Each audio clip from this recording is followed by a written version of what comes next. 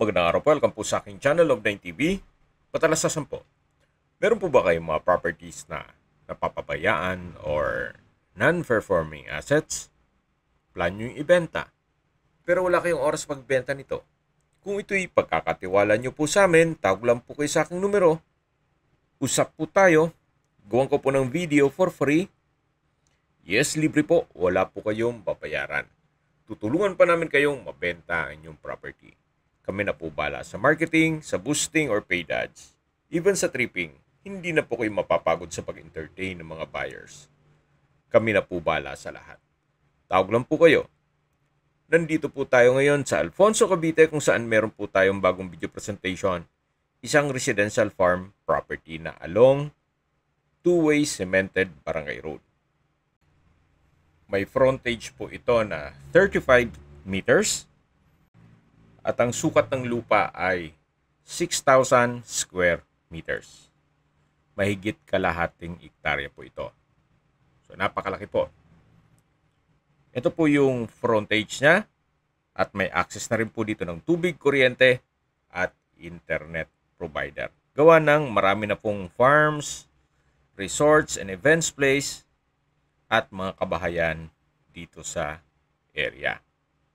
Napaganda po ng lokasyon itong property, gawa ng malapit po ito sa highway at sa Tagaytay Bypass Road. Mamaya po sa dulong parte ng video, pag-usapan natin ang distance, location at travel time, pati presyo nito. Meron din pong maliit na structure dito o farmhouse na pwede rin gawing caretaker's house.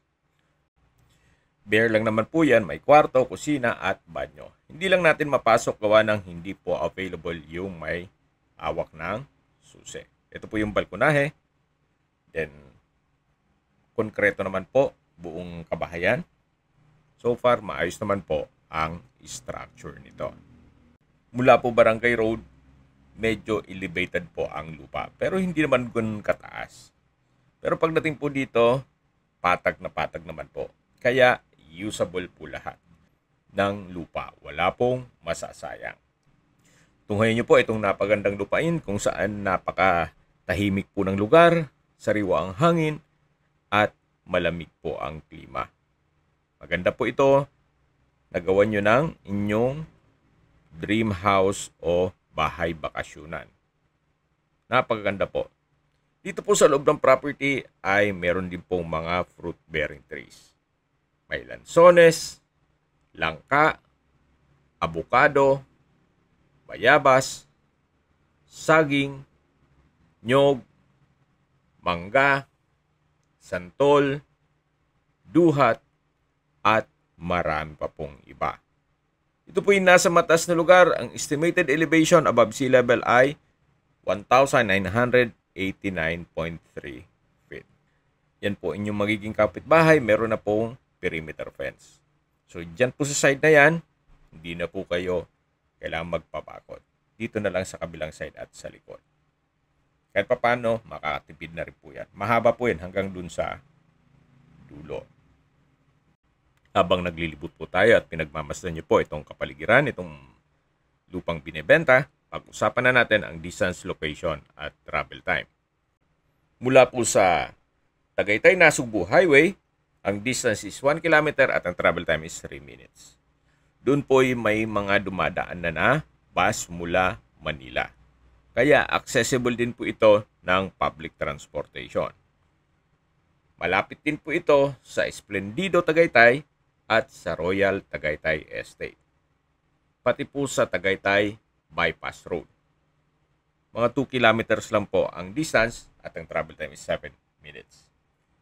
Mula naman po sa Tagaytay Rotonda, ang distance is 13 kilometers at ang travel time is 22 minutes. Kasama na ang traffic.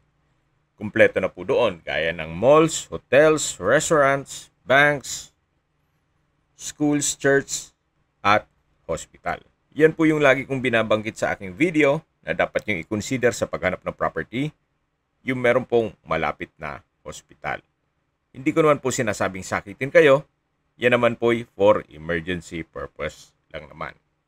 At mula naman po sa Calac Silang Interchange, ang distance is 28 kilometers at ang travel time is 42 minutes. Kung manggagaling naman po sa Manila o sa airport, Ang distance is 70 kilometers at ang travel time is 1 hour and 41 minutes. Okay, recap lang tayo sa mga skip ng video. Ito pong property ay nasa Alfonso, Cavite. By total lot area po ito na 6,000 square meters. Ito po ay titulado, kaya wala po ay maging problema sa documentation o sa transfer ng title. Along two-way cemented barangay road at may access na rin po dito ng tubig, kuryente at internet provider. Okay, sa presyo na po tayo.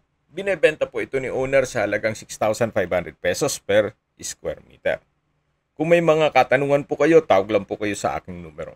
At sa mga kababayan naman natin nasa ibang bansa, meron po akong Telegram. Sa mga iPhone user naman, may iMessage. Meron din pong Imo, Skype, Viber at WhatsApp. Same number lang po, 0917-316-3399.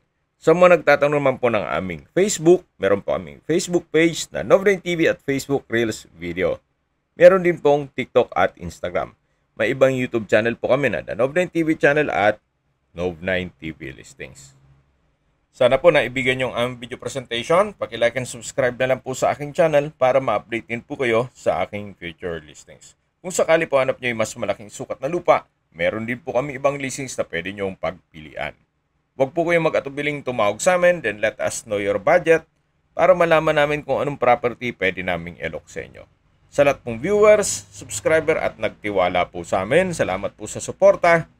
Ingat po kayo lagi at yung pamilya. Maraming salamat po.